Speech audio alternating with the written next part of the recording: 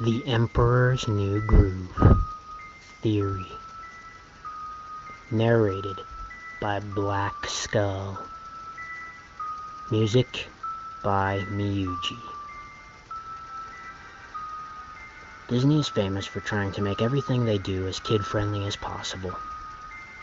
I don't want to get too far ahead of myself though, so I should probably tell you my name first.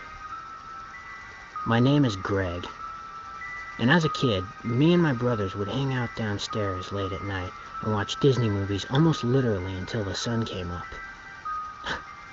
I still remember all those drowsy days I had in grade school because of it. Out of all of them though, even to this day, we still like the older movies. By this, I mean the ones that were made between the 60s and early 2000s. I don't really care much about Frozen or Maleficent. But back to the story. When I was younger, and it would be now too, if not for the events that took place earlier this week, my favorite movie was The Emperor's New Groove. Now before I continue, I'd like to say that anyone who's seen this movie probably thinks it's just a goofy story about a selfish, arrogant, spoiled, you name it, emperor who is transformed into a llama and has to find his way back to his palace and learn how to care for others. But after seeing the movie now, as an adult, and after looking deeper into the story, I'm starting to question what I was watching. Don't get me wrong though, I still think some of the movie happened the way it did. I just think I should be the one to fill in the gaps. Let's talk about Yzma, the movie's main villain. We know that she tries to do Kuzco's job a lot, but just exactly how dark is her mind? My guess is that she has sick fantasies of killing not only Kuzco, but all who just plain irritate her. I think she likes to tell these fantasies to her servant, Kronk. Speaking of which, do we even know why Kronk's character is depicted as such an unintelligent being? Well, it would have to do with Yzma's secret lab. I think it's really a place where Kronk goes to make drugs. To name one, morphine. Now this would make sense, because when Kuzco has his drink and turns into a llama, what happened was, instead of using poison, Kronk unknowingly pours a vial of his morphine into the cup. The reason Kronk has so little at first is because Yzma doesn't seem all too agitated toward the beginning of the movie. But when they both find out that Kuzco really isn't dead, she starts to beat Kronk violently in the back. Of course, even Disney wouldn't want to show that. So they decide to show instead how Kronk follows Yzma's commands every single time, without question. But because Yzma treats Kronk so horribly wrong, he decides to make himself even more drugs. That's why toward the end of the movie, when Pacha and Kuzco arrive at Yzma's lab, they can't find the antidote because there are so many bottles of Kronk's drugs.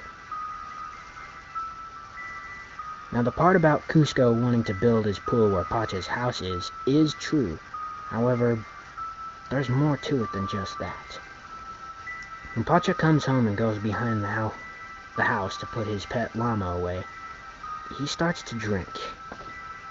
I mean, he drank a lot. He must have downed at least 4 or 5 bottles at the most. Later in the movie, you hear Pacha tell Kuzco that his family can handle themselves. They would have to. A father who's too busy to spend time with his family is never a good thing. But then again, you don't seem to know a whole lot of women or children who can handle themselves when intruders are in their house.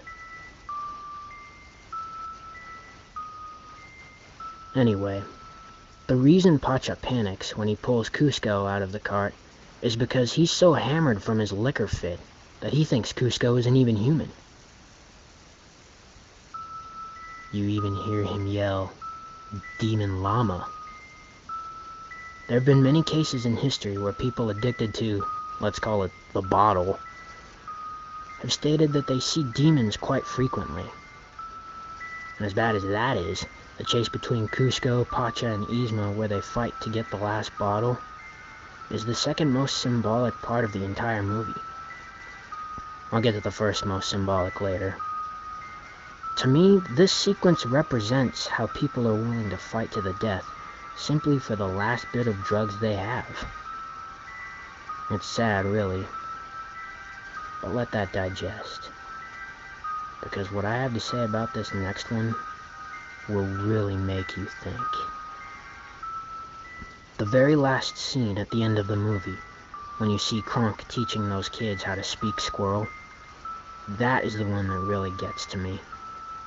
The scene just pops up at the end. No explanation for it whatsoever. Now, upon debate, I've come up with two theories for this one. One of them, the first one, while understandable, is a little harsh. If you can remember, there was an old man at the beginning of the movie who gets thrown out the window. Now, the first theory is that he wasn't the only one who had been thrown out of that window. That the children in the scene are poor souls in heaven, victims of Cusco's selfishness. Which, to me, is the eeriest one, considering that two of the children can easily be seen as Pacha's son and daughter.